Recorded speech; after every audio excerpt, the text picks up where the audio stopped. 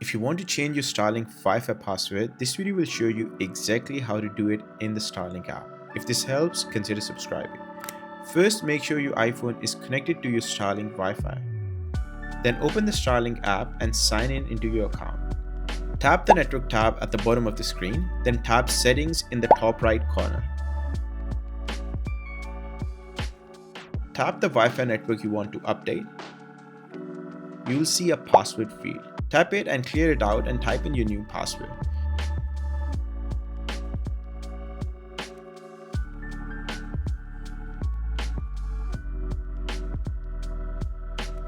When you're done, tap Save. A couple of things to keep in mind. Once you save, every device connected to your Wi-Fi will disconnect. You'll need to reconnect them using your new password. This includes your phone, laptops, smart TVs, and pretty much everything. Also, once your Wi-Fi password is saved, this app won't show it to you again. So make sure you write it down somewhere safe. If you ever forget it, you'll need to factory reset your Starlink router to set a new one. And that's it. I hope this video helped. If it did, make sure to like the video as it really helps the channel out, and subscribe for more videos like this one. Thanks for watching, and I'll see you in the next one.